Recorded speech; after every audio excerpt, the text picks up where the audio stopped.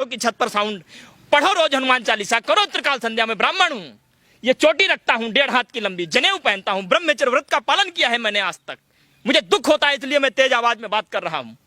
लगाओ आप अपने घरों पर, उठो सुबह 4 बजे ब्रह्म मुहूर्त में, करो हनुमान चालीसा का पाठ, करो दोपहर में, करो त्रिकाल।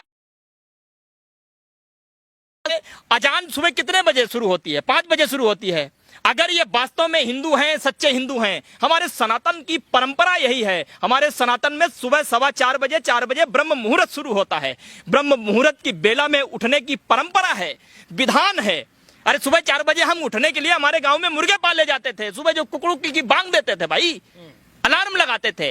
अरे उनकी 5 बजे बढ़ती है, तुम क्यों नहीं उठ जाते हो? अगर तुम्हें इतना ही शौक है, तुम क्यों गली गली लेकर के वो साउंड लेकर के घूम रहे हो?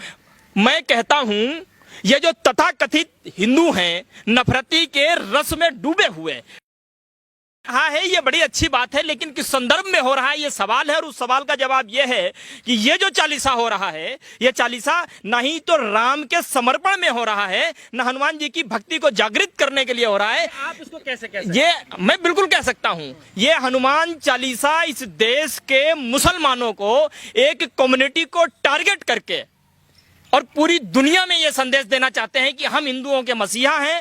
मैंने आपसे पहले भी कहा था और मैं फिर कहता हूं कि ये हिंदुओं का यदि सबसे बड़ा कोई दुश्मन इस देश में है तो वो बीजेपी और आरएसएस है। धर्म का कोई सबसे बड़ा दुश्मन है तो वो बीजेपी और आरएसएस है।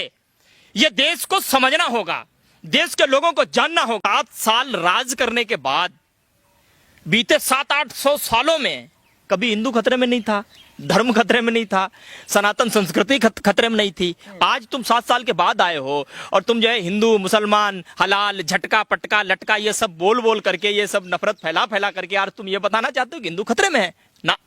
हिंदू खतरे में नहीं है। हाँ, यदि तुम ये नहीं करोगे दोस्तों, तुम्हारी कुर्सी जरूर खतरे में है, क्योंकि तुम्हें मालूम है इसी से ही हमारी सत्ता है, इसी से ही हमारी कुर्सी है। और एक चीज मैं और